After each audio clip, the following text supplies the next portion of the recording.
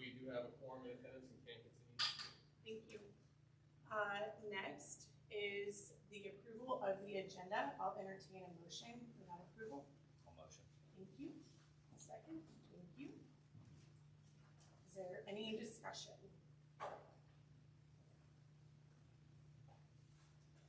Seeing none? Move to the vote. Yes, please. Let's see. Thompson, Yes. Dillard, Yes. Maines, Yes. McMurray. Yes.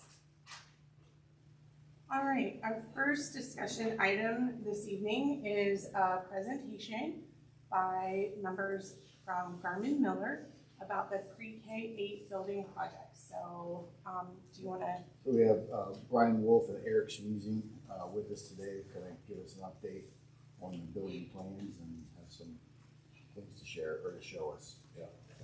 Okay, thank you. Yeah, excited to give you the update. We've been working on this for quite some time, and we still got about 6 more months until things will be wrapped up, a lot more detail going into it. So, but we wanted to give you an update as to where we are currently. So I understand that there's some time, so I may go through this briefly. If you have any questions at all, you can stop me. So the first, what we're going to go through is the floor plan. And this is an overall view of the first floor plan. One of the 3 things that were key to this design was flexibility, collaboration, and security. Those were 3 key points. But then we also wanted to talk about, HVAC. We're bringing fresh air into this building. It's going to be a clean, comfortable atmosphere for the students and staff, and then also technology. State-of-the-art technology is going to be going into this facility. But we wanted to focus on those 3 keys. And so I'm going to start at the front door. The front door is located here, and that's going to be the first level of security. You're going to go into a secured vestibule where the person will be identified, and then they'll be allowed into the reception area. This reception area here is then the second line of security, where they'll give the reason they're there, and then if they're permitted, they'll then be buzzed into the main commons area. So once they're, and then the third level of security is the SOR office that's directly behind the reception area. So that's going to be the front entrance. Once you get into the main commons area, which is the student dining, it's a really large space. It's going to be able to handle the population here without any concern, but it's also flexible. You can see the stage at the front for performances and speakers and more smaller performances. But the stage also has flexibility as well as it opens to the gym behind. So the gym could also be used as a small performance space if the commons isn't set up for it. So then off to the left of the stage, you have more of what we call the back of house, if you will. We'll have a large kitchen area, locker rooms for the gyms, central receiving, and then the main mechanical room with the mechanical yard just over that. So that's sort of the back of house, if you will. On the other side of the stage, there's another gym that will be a little bit larger gym. And then just next to that, you have the music room and the library. So those are kind of outside of the education wings, if you will. Ryan, I'm going to just pause you. Do you all have any questions or clarifications just with that part? Okay. Thank you, sir. Yep. Is that, Oh, I do, at the locker rooms, that's an entrance there, Yes. but, like, south, is that an Between entrance? Yeah, no, this is as well. Okay, Yeah, It's a door. yeah, it's a door, and this will be able to be used for kitchen deliveries and those things. but if the locker rooms were used for sports that are going on out here, they would use that west side. Okay. Okay, so then as you leave the student dining and you go towards the educational wings, you can see that we have those broken up into, we call them 3 pods. They're 3-story. Each houses 3 grade levels. So you got the PKK, 1st and 2nd grade. And then the second floor, you got 3rd, 4th, and 5th. And then in the 3rd story, you have 6th, 7th, and 8th. Once you get into what we call the educational wing, the first thing you're going to see is a central administration area, and that is in on each level. We're bringing the administration to the students and the staff, and it also gives us another level of security as well. So as you look at the three different pods, you can see they're similar in form, okay, but the function of them can be very different. And the reason is for this large collaboration space in the center. That is going to be completely flexible. So you can have a teacher come out with an entire class to have a lesson, or multiple teachers can come out with a few students and have some small breakout sessions. But if the session needs to be more quiet, we also have enclosed breakout rooms as well within each of the pods. So there's a lot of flexibility there. The furniture is going to be mobile. It can be set up however the teachers like it to be. So it's going to be very functional. Security is another key item. So each of these pods are going to be able to be locked down. Okay, so in the case of an emergency, this one here, since it's closest to me, these doors that enter into the pod, if there's an emergency, those doors will lock down. So this pod will be completely locked down, not allowing anyone to get in. But then in each pod, you will also see that there's a stairwell that leads directly to the outside. So from the third floor all the way down to the first floor, you can use that stairwell and exit to the outside in the case of an emergency. It could be fire, it could be what have you. So, and then surrounding the pods, you have the classrooms. There's going to be plenty of natural light coming in. And then the walls that separate the classroom from the collaborative space is also going to have some glazing on it, which is going to bring some of that borrowed light into that collaboration space. So that'll be nice. So the first floor, and then you go to the second floor, it's very similar. It's just stacked on top. And again, the form is very, very much the same, but the function of the spaces can be very much different. In the center, by the administrative area, there's also another stairwell that students, staff can go to lunch if they just want to leave. They want to go to the main office or what have you, go to gym. They can use that main stairwell as well. So, yeah, and then the third floor is very similar. So it's the economy and being able to stack those on top of each other really makes it, the economy of scale there, and it makes it functional for each of the grade levels. So, any questions on the educational areas? Still a lot of little minor details to work out, but we're certainly getting there. I have some questions about security.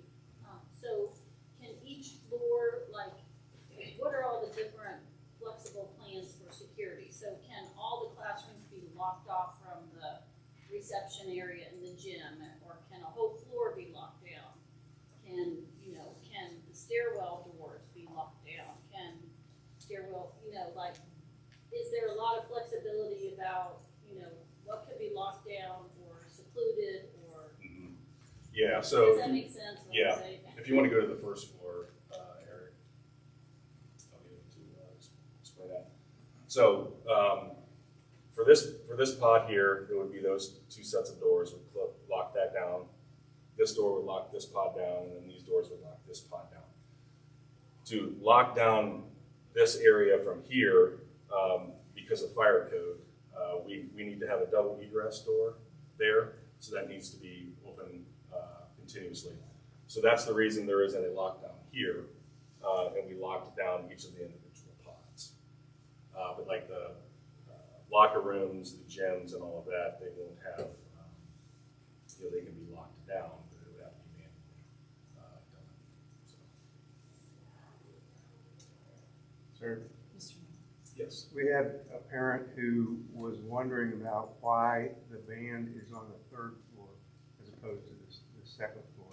Their concern is, the weight of the instruments that the kids would have to carry up as opposed to being on the first floor, for example. So what was the reasoning or theory behind that? Yeah, the band on the third floor, having it close to the 6th, 7th, and 8th grade was most important. The music room is down on the first floor, which will be more for the younger ages. I don't know if there was any other. Again, the idea of having everything where the kids are at, so they don't have to move. The classrooms are there for them. That's an important concept.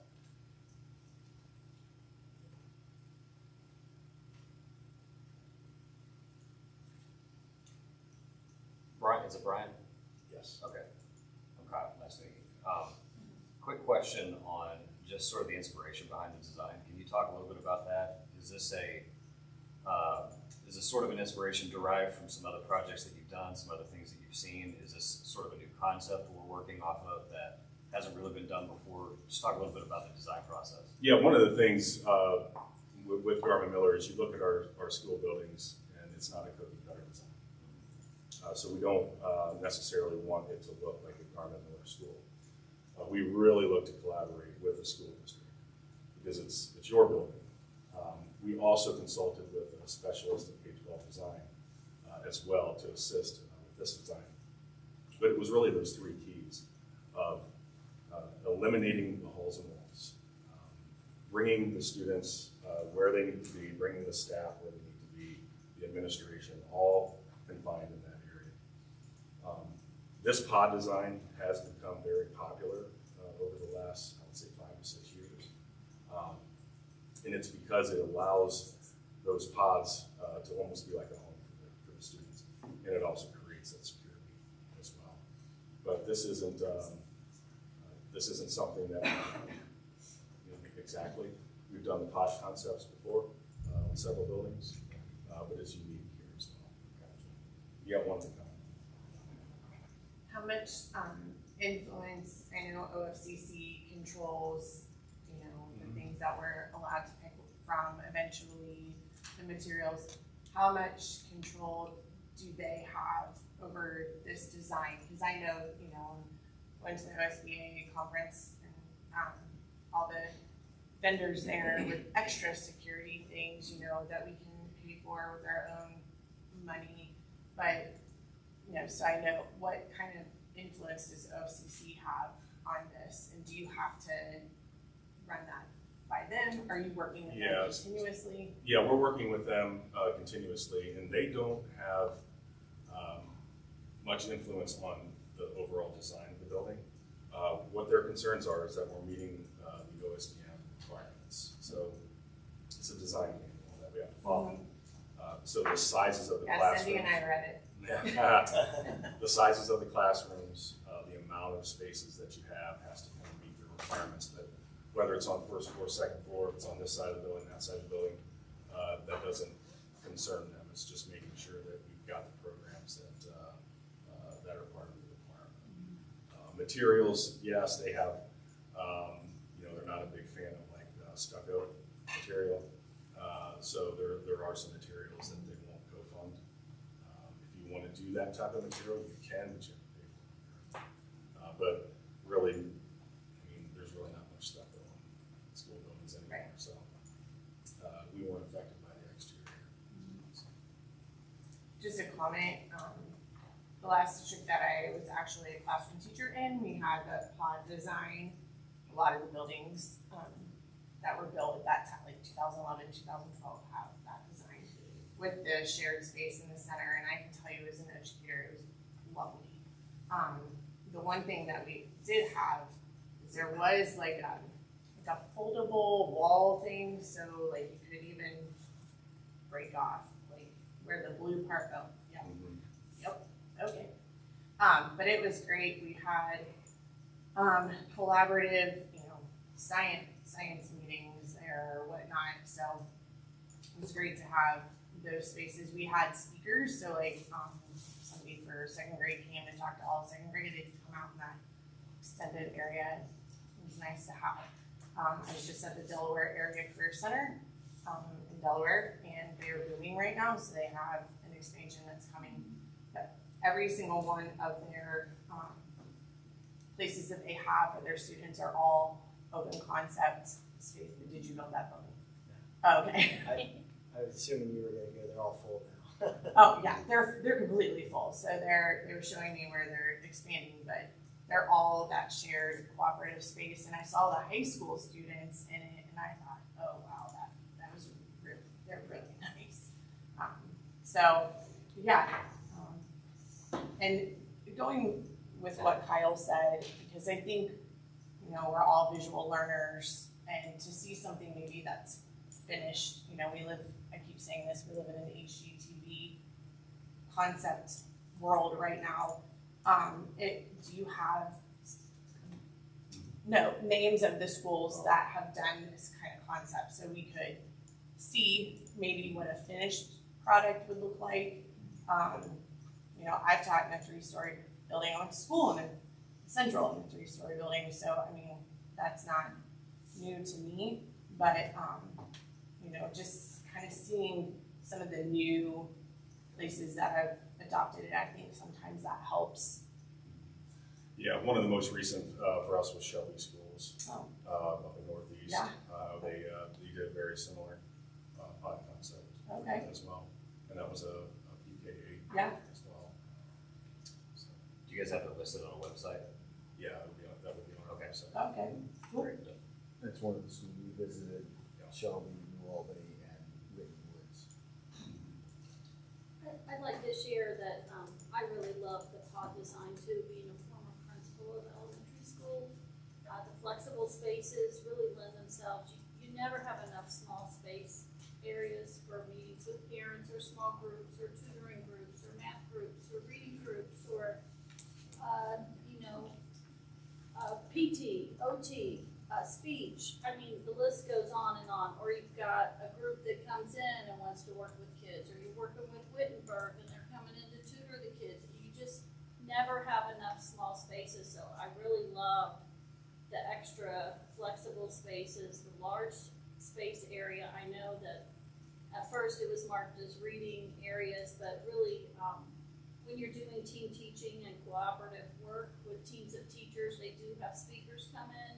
They also do performances, you know, that are part of project-based learning. It's all part of the learning. They have to have opportunities to present information to fellow students and their teachers. And these large areas, you know, they don't have to rent out the gym or rent out the cafeteria or figure out who's in there. They've got it right there in their pod. So I just love that, and the building design also, if something doesn't work once the building opens, we can adjust. And that's why the flexibility of the building is so key, and I really appreciate the design. I mean, there are parts that, you know, I don't like either, but that's, everybody doesn't get their way, right? So it's not my house. And the cafeteria and the gym, from my past experiences across the state, it's called a cafeteria. That's the new word that they're using for it, cafeteria.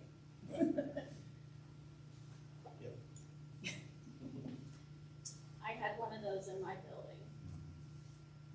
They're common. So we also have some interior and exterior Awesome. rooms that I'd like to show, and Yeah. we'll kind of finish up with That'd be great, thank you. a fly around the building.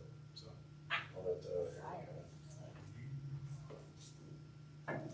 Okay. I'm gonna try to go through these somewhat fast, but stop me if you have any questions. Okay. This is so conceptual renderings at this point, right? We're still selecting colors, materials, and so it's still ongoing work in progress, but this is what we have so far. So this is that front entrance as you're pulling up to the school. Nice visual, nice inviting entrance. Materials right now, we have a combination of split face block and brick with metal roof. So all very nice and durable materials. Next here, this is kind of that end of the pod. So on the first floor of all 3 pods, you have set of egress doors here, potential for some exterior learning. You'll also have access to the 2 playgrounds that are on the north side of the building.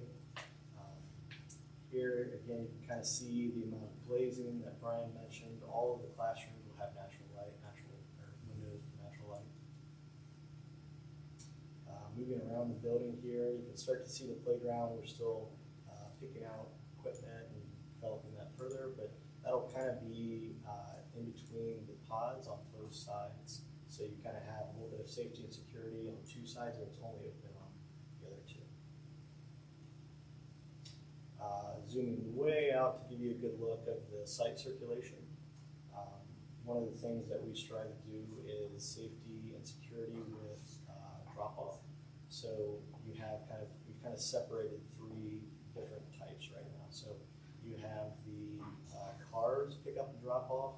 That'll have a lot of extra room so that it won't be stacking on Hyatt, trying to get as many cars off Hyatt as we can to get them onto the school property. So car pickup and drop off will be in the front here. Bus pickup and drop off will be around the back. So we're trying to keep those two separate, right? And then we are adding this extra lane here for event parking up in this corner, or entrance to LT Hall. So we kind of have three parking lots here. They can all be shared depending on the event going on, but they're together and separate. Delivery to the kitchen will also use that bus drop off, so they'll come in here. We have heavy duty asphalt, so they won't be ripping up any of the other asphalt on the site. Any questions?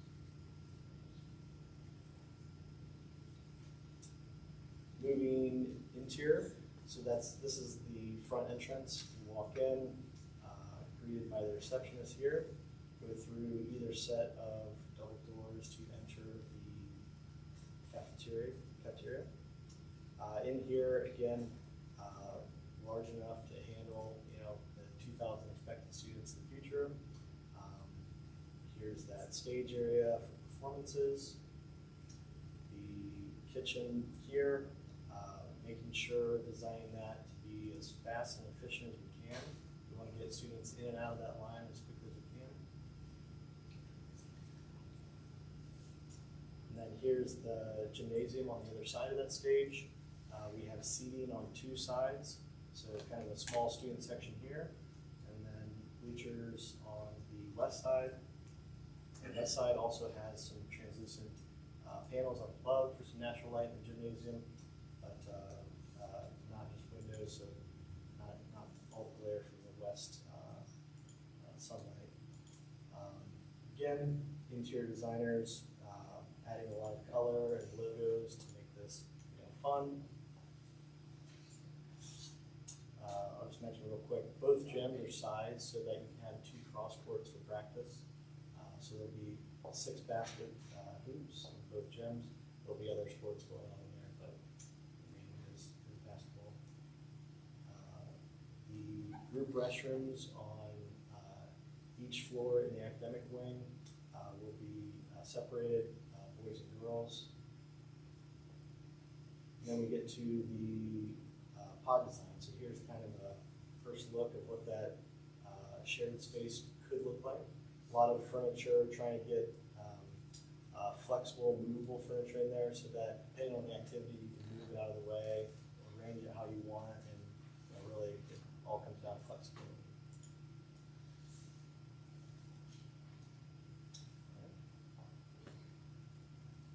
We'll go back to the exterior.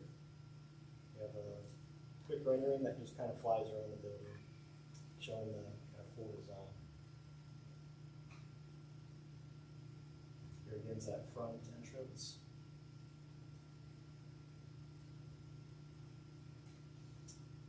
Look at the academic pod here.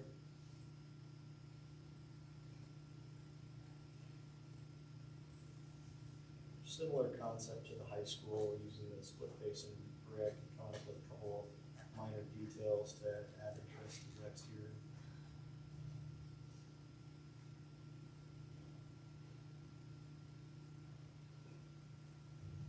North pod is closest to the athletic fields.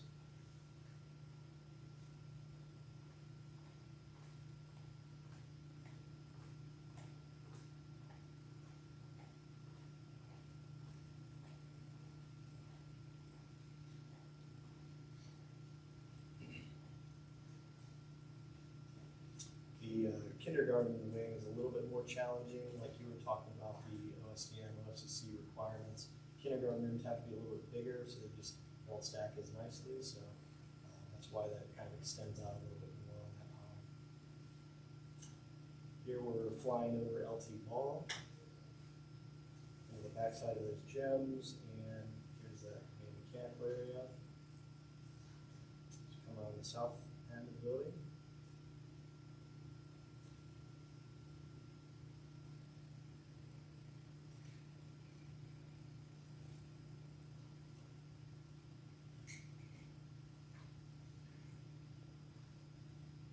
It's much nicer to see it on big screen.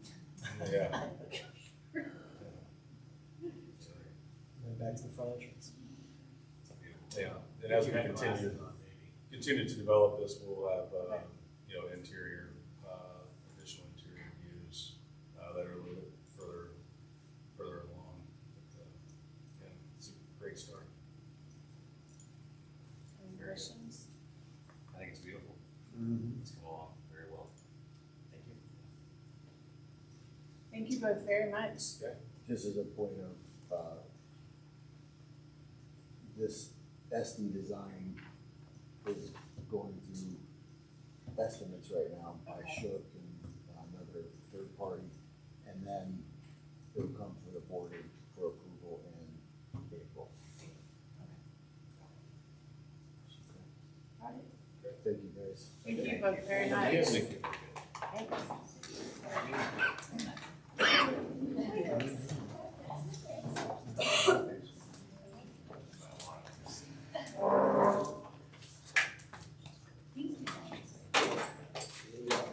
Oh, perfect. Yes. We're supersonic. Right. Thank you. Super excited. You're fine.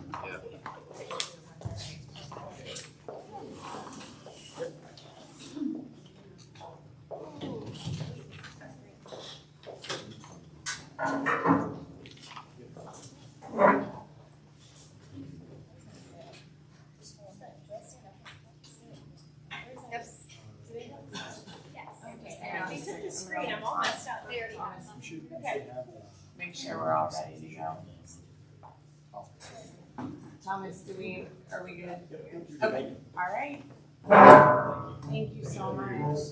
All right, next, we have the curriculum team presentation by John Scott, Angela Anderson, Randy Anderson, Cynthia Fryman, Jennifer Galloway, Carrie Hake, and Daniel Malott. So I'm gonna turn it over. Thank you everyone for letting us share more about our process tonight with math. So every year, we work on a specific department or subject. This year is math, pilot and adoptions. We have a lot to talk about in a brief amount of time, I know. But first I'd like to introduce the members of the math committee this year. Carrie Hake, a K2 instructional coach, has been an integral part of the process. Jenna Galloway, math teacher at the middle school. Cynthia Fryman, kindergarten teacher at Broadway. Angie Anderson, first grade teacher at Broadway. And then we have two other members who are unable to be here tonight, but I want to recognize them. April Taylor from LT Ball and Dan Malott, our high school representative, who was at softball. So really our process started last year, and I do want to thank the board for your support in allowing us to pilot this year. Really, as you all know from ELA, it's more than a year process to get going and to get started. So our work really started last year with vision setting and really discussing as a team across the district, all of our math teachers were involved in that, what we really wanted to establish in our math classrooms. And that was really the conversation, and that was a series of meetings over several months to really think about what did we want to see starting in kindergarten and ending with our seniors in every math classroom across the district, focusing on deeper conceptual understanding of mathematics. That was a fundamental core belief from our entire math team. Student collaboration and student engagement, which you all know is a district goal that we have this year, so increasing our student engagement. The connection of mathematics to a real world application, which we all know is so important. And then also building coherence vertically from K to 12. So those were the elements. Carrie will share more about our vision in a few minutes, but those were the core elements that really helped us guide our selection of curriculum. So we last year selected by the end of the year a K-5 math program, which we selected Bridges Mathematics, which has been able, with your support, to be piloted in most of our classrooms in K-5, not all, but most this year.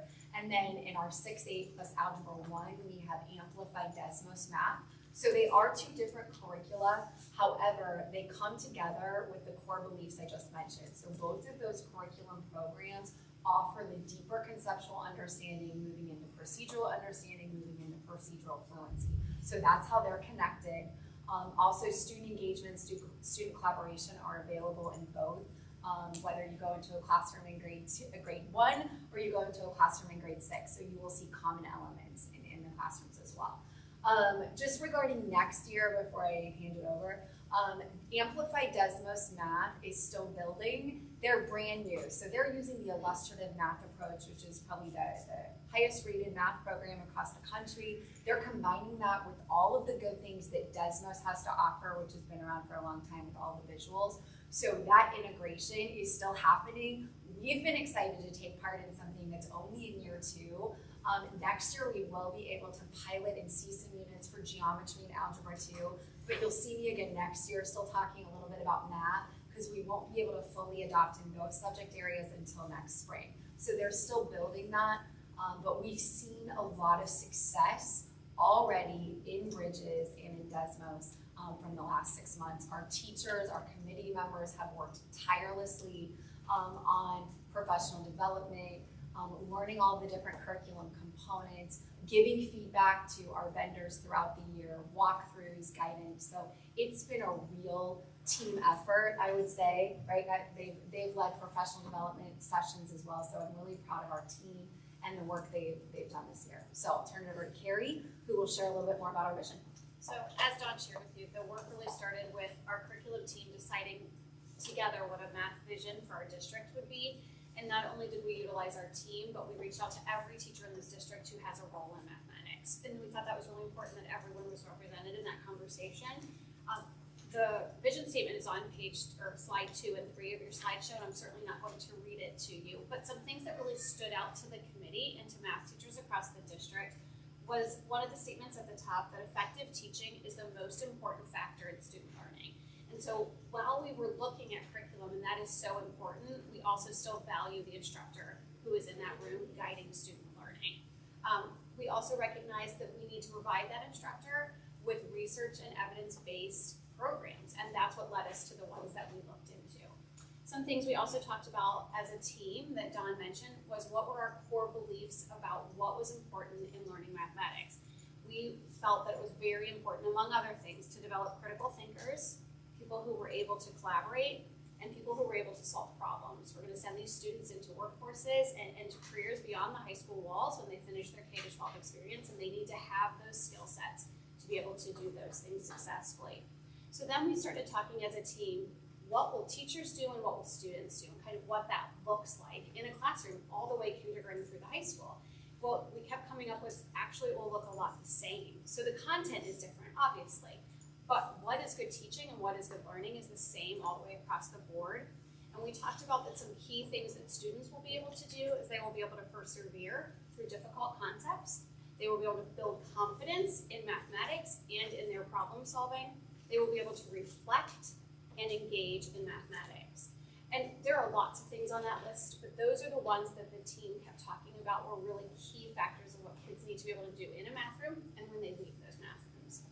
What are some things that teachers will do? Our teachers are amazing in doing all of these things, but the things that stood out to them are that they would be building new ideas and providing students opportunities to build their own new ideas. They would provide students with strategies, not for math, but to work through frustration, to figure out the math themselves in the right lines of support. And then also they would provide students opportunity to not only engage in mathematics, but to write and speak about mathematics, because it's one thing to understand it, it's a completely different thing to be able to share about it. And that's a really foundational skill that this district believes in. So those foundations are what led us to the 2 programs that these wonderful ladies and some other teachers in our district who are equally fabulous have worked really hard piloting this year, and they're going to share a little bit about what that looks like right now.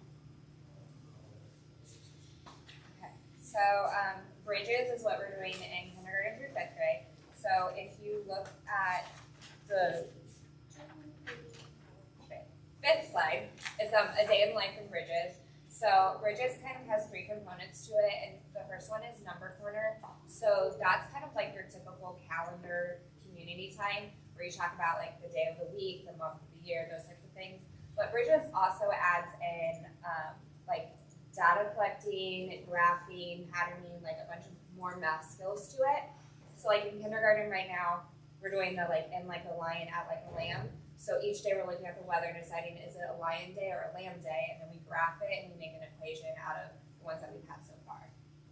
And then the next part is the actual lesson. So there are 8 units with 20 sessions. They call them sessions, but lessons. It's broken down into 4 modules. Yes. And so they always start with like an introduction, which is like a review. And then it goes on to the actual lesson. So like in kindergarten right now, we're talking about 2D shapes and their attributes, and we're looking at like sorting them by their attributes. And it also uses a lot of the same terminology as wit and wisdom. So we're noticing and wondering all day long in both language arts and math. So that's kind of nice that they already kind of know how to do that. And then the last part is their favorite. The kids love it. We put some videos on the slides. It's the workstations. They go along with the lessons that they've learned. So it's independent or group review skills in a fun way for them. So if you do click on that play button, you will hear it is not a quiet classroom, but it's all math talk. It's pretty awesome. I mean, they're not quiet classrooms. So benefits, K through 5 with using bridges. So this is the next slide there. Just that the kids, the math concepts, most of the activities are hands-on. They're not sitting at their desk doing paper, pencil, rote skills. It is very hands-on, lots of things going on. The number corner, kindergarten's a little different than what we have in first grade. There's a lot of introductory skills and the vocabulary. So then when we get to that unit and the kiddos are doing that, it's amazing what they can do, what they remember just from that introductory skill. I'm really passionate about this, sorry. It's just been changing, career changing for me personally. I am in love with this program. I invite anyone to come in. It's awesome. So, okay, back to this. The diversity in learning styles, it really is open for however. Our old curriculum was very set in teaching them this set direct way. This is, you can do this strategy, and this strategy. Where bridges, it's open to them. They get the answer. Talk to me about that. Their terminology with what they're using, crazy. I mean, I had, one of the examples that I had down was, had a little one, 3-digit addition or subtraction problem at number corner. Yeah, we don't do that. We only add up to 20. So it allows you to engage, enrich. It's just awesome. Sorry. And then like Cynthia said, the vocabulary and communication skills, we're definitely seeing a lot of our language arts curriculum from Wit and Wisdom. We do notice and wonder a lot. I sent a pretty excited text the other day. One of the things with Wit and Wisdom is the art that goes along with that. Well, our math, we had to take tiles and create, and then they had to name their artwork. The kids were, what? But it was abstract, and they already knew that from our Wit and Wisdom curriculum. So it's pretty cool. And then just some other key benefits there. It's multi-sensory learning, collaborative learning. When you come into one of these classrooms, the things that they're saying, the words they're using, the problem solving. I love the workstations. When we retire a workstation, because there's only 6 in at a time. When you retire one, they are really heartbroken. I know Mrs. Scott was in there the one day, and I'm like, well, this one's retiring. And they're, no, because it is a favorite. When kids are that passionate about learning something, and it's kind of self-driven, they're on the floor, on their bellies. I'm pretty excited for the flexible learning stuff in the classroom because it is. I mean, we are on the floor. You're not going to see those kids sitting at desks all day doing that block of math. They're up, moving around. And they think, pair, share all the time. So they're like telling their partners other ways that they can look at it, which is really cool because like she said before, it was like, these are the only ways you're allowed to look at it, and now they're able to explore it and share that with their friends. So Jenna Galloway, I teach 8th grade math right now. This is my first year using Desmos. We kind of did a little piloting last year. 20th year teaching overall. So for me to be excited about a program, I've seen a lot of programs, okay? Most of my career has been in middle school. I've done 4 years at freshman level. So they're not really excitable about math. But imagine that you start a lesson with a big question. And it's something that they can manipulate. If you go to the Desmos slide, it kind of shows you my students actually excited about doing it. They're talking to one another. They're talking about what they discovered. They're trying to put it into writing. We're actually grafting through what we're saying and we're revising it together. And then how could we restate this? What's the main point here? So that we can put it into words what we're finding. Because if you're discovering things and you can't put it into words, you found nothing. So I put a little video in there. The kids have done motion graphs for the entire time that I've taught. It's something that pops up in science. It pops up again in high school. It's very hard for them to figure out. What you have on your screen is a race. It is a turtle racing a wolf, which seems not fair at all. So once you get them past, it's really not a fair race. They actually get to graph what their race is going to look like. So the screenshot beside it is what an actual student graphed in my class. They were able to graph it and then race their animal so that they could see how the graph moved. It's a lot more of electrical manipulation, but it's good for kids who need to be able to reset. A lot of times when you run an experiment, it's really hard to get back to the basics. These are all based on experimental things that kids can reset. We were stacking cups one day. They stacked it the height of a tower, and you can't do that in a classroom. So they were able to reset if they guessed too high or they guessed too low. It's doing things with data that kids are not used to manipulating. And then they're talking about it. I was a little leery at first because I'm like, okay, well, this seems too fun to be actually working. My math scores say otherwise. The kids are getting it, and they're getting it at a deep level, and they're able to talk about it. It's a way that they're more comfortable with, and they're okay if they got the wrong answer. They're actually telling me, hey, I had this, but this is what I did. And if you are willing to talk about what you're doing, you're feeling comfortable enough to actually learn the subject. So the kids are talking, they're moving around the room, they're doing different experiments, they're debating, they were arguing over who's gonna win the race, and any day that you come in, it could be a crazy noise level, but they're engaged and they're into it. It's been a really fun experiment. I did not know how we would relate to them, so we were able to come to LT Ball and watch a 5th grade class do their bridges and their number corners. I think the kids coming to us with this program is just going to lead right into what we're doing, and I think it's really going to feed into their math brain. They always say, why do I need this? You need math so that you can problem solve through life. So we get a chance to actually apply it to life instead of just, here's a formula, use it. They did volume the other day, and they discovered how a cylinder and a cone were related and were able to tell me without me saying, hey, here's the formulas. And it's been awesome to watch. I don't know if you guys have any questions. That was a lot really fast, but I'm really into it too, and I had a minute. So there you go. I went over a little bit, but I tried. Yeah, we'll open it up. That there is a high school slide. We just added the new high school courses just in the last couple of years that we've been able to include at our high school, including a couple CCP classes. We are offering the advanced quantitative reasoning course. We're in our 3rd year. That's one of the Algebra 2 equivalents. And then AP Calc BC, we also have it at the high school. We added a couple of years ago. So those are just in the last couple of years we've been able to add. I've spent a lot of time across the district more math. I can now teach, I can do Algebra 1.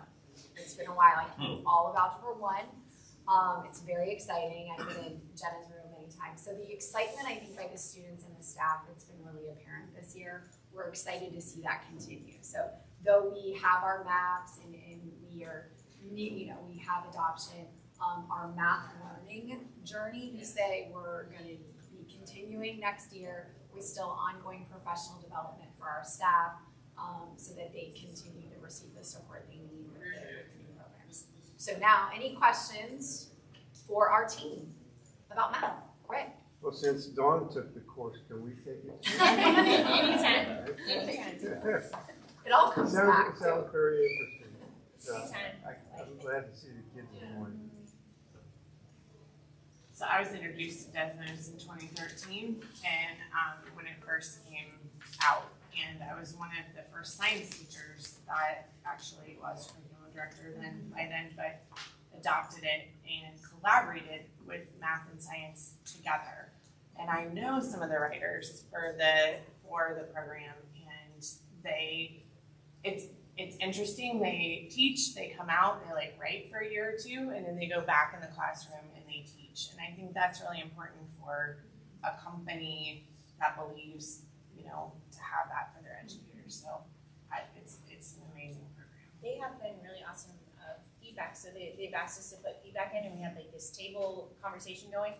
They'll change pieces of the program based on what we're saying to them. And they're like, oh, that's a great idea. I never thought of that. Or like, here's how we did it. What do you think of that? It's been awesome.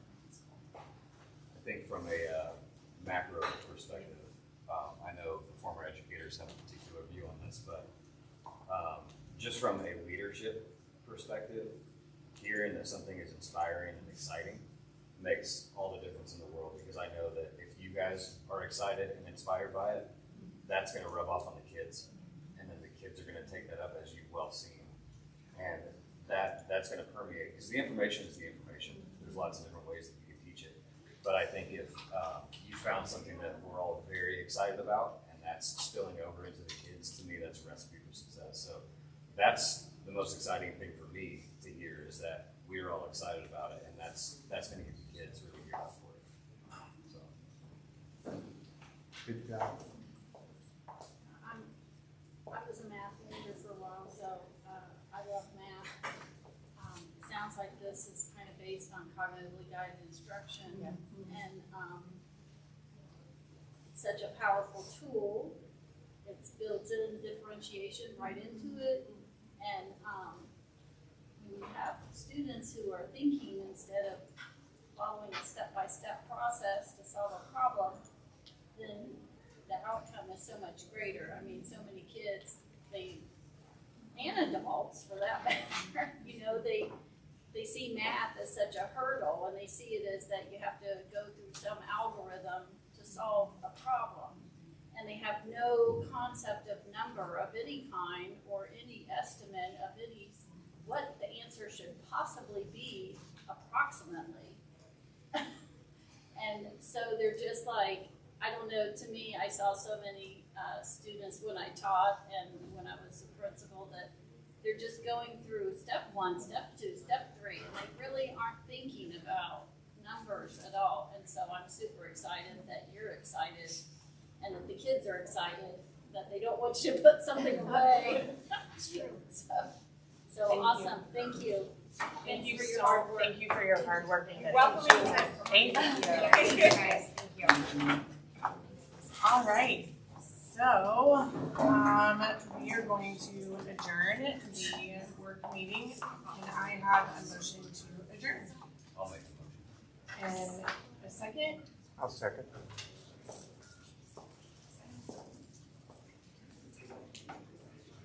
Thompson? Yes. Haynes? Yes. Dillard? Yes. McMurray? Yes. You get those science fair students with the projects in the back, Yeah. so go check those out. Get a chance. Go.